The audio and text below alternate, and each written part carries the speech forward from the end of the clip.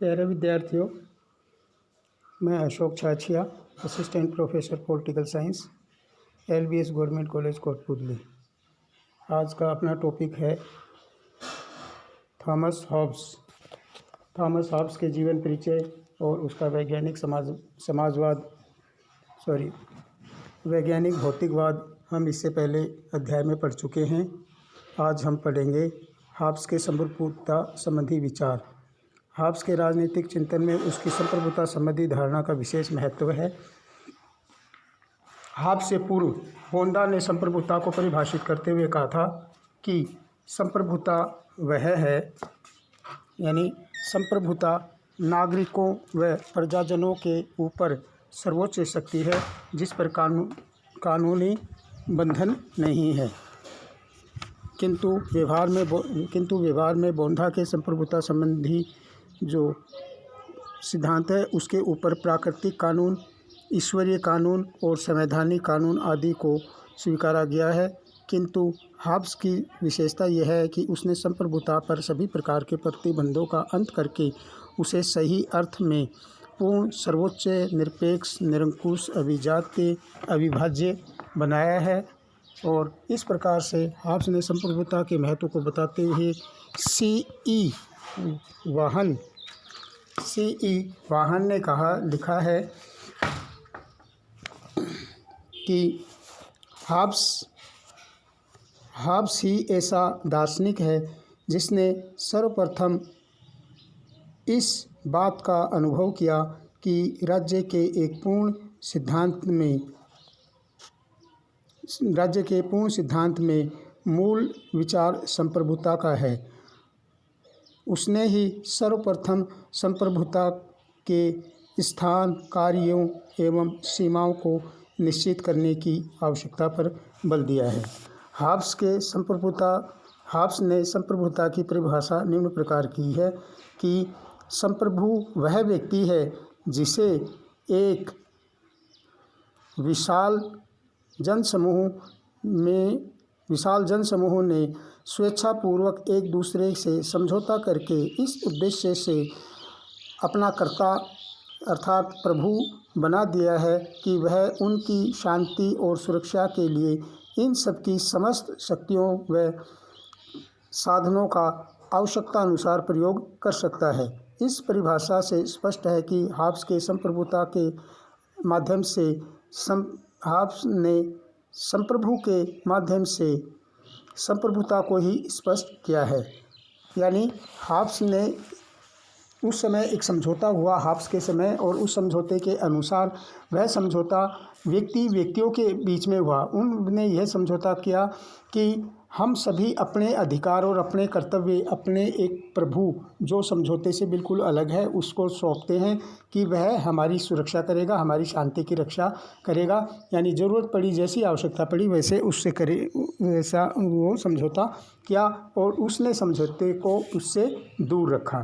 तो ये हॉब्स के संप्रभुता संबंधी इस तरह से बोंदा और हॉब्स के विचारों में अंतर है।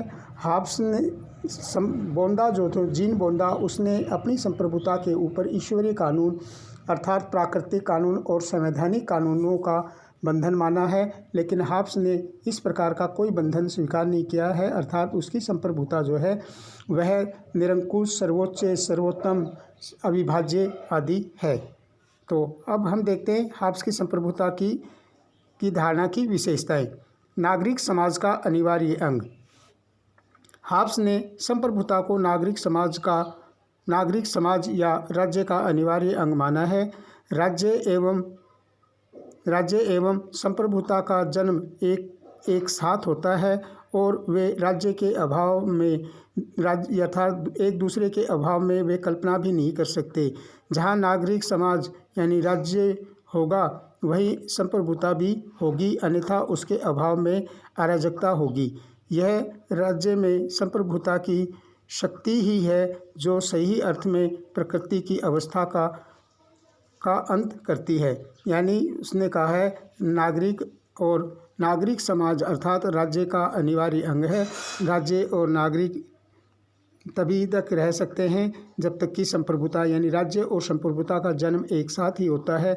उसने राज्य एवं संप्रभुता में संप्रभु और संप्रभुता में किसी प्रकार का अंतर नहीं किया है। समस्त विधेयात्मक कानूनों का स्रोत हाब्स की संप्रभुता की धारणा का निष्कर्ष है कि संप्रभु ही समस्त कानूनों का स्रोत है। उसकी कानून निर्माण की शक्ति पूर्ण व अंतिम है। उसके आदेश ही कानून है। संप्रभु द्वारा निर्मित कानून बाध्यकारी होते हैं, अर्थात उसके उल्लंघन पर दंड दिया जाता है। संप्रभु को वह शक्ति ही राजनीतिक समाज की एकता व स्थायित्व की गारंटी है। इस तरह से राजनीतिक समाज को बनाए रखने के लिए संप्रभुता एक प्रकार की गारंटी है। संप्रभुता ही उनको बनाए रखती है। संप्रभुता सर्वोच्च व निरंकुश। हाब्स ने संप्रभु और संप्रभुता में कोई अंतर नहीं किया है और इस प्रकार उसने संप्रभु के साथ ही संप्रभुता को भी सर्वोच्च व निरंकुश माना है। उसके अनुसार संप्रभु में कोई समझौता नहीं किया है। वह समझौते का अंग नहीं बल्कि समझौते का परिणाम है। संपूर्ण जन समूह ने स्वेच्छा से परस्पर समझौता करके अपनी संपूर्ण सत्ता स्वयं ही संप्रभु को सौंपी है। अतः संप्रभु का कोई बंधन या मर्यादा नहीं होती है। तो इस प्रकार से हमने देखा कि संप्रभुता सर्वोच्च है अर्थात निरंकुश है और उसने यह बताया है कि व्यक्तियों ने आपस में समझौता करके अपना एक संप्रभु बनाया है और वह समझौते का वह एक अंग नहीं अपितु वह समझौते का परिणाम है। यानी उनका समझौते करने के बाद एक निरंकुश अर्थात सर्वोच्च संप्रभु का जन्म होता है। नेक्स्ट है संपूर्ण अधिकार संप्रभु में निहित है।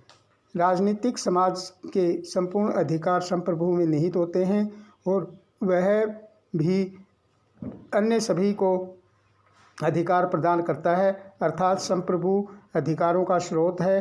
हाब्स का मत है कि राज्य में मौजूद व्यक्तियों, परिचितों, संघों, समुदायों तथा चर्च के अपने कोई पृथक अधिकार नहीं होते हैं अपितु उसके अधिकार ही उनके अधिकार होते हैं।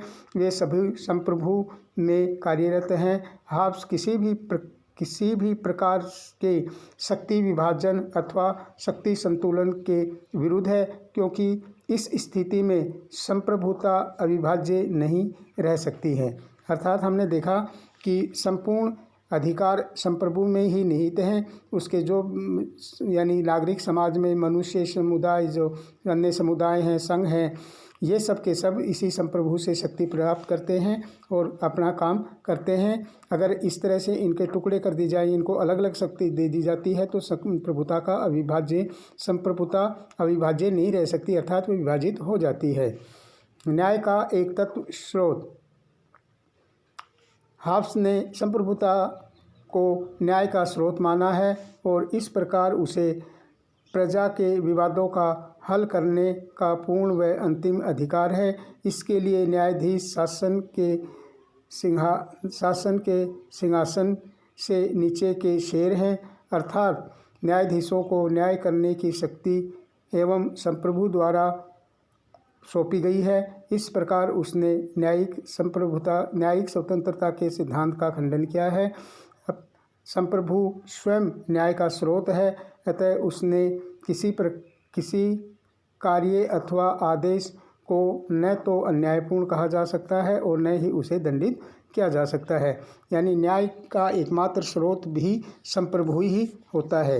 नेक्स्ट है प्रशासनिक शक्तियों का एकमात्र स्रोत। हाब्स के समस्त प्रशासन का स्रोत एकमात्र संप्रभु को माना है। वही विभिन्न प्रशासनिक अधिकारियों की नियुक्ति एवं उनसे पदमुक्ति करता है और उसे वर्गीकरण करता है।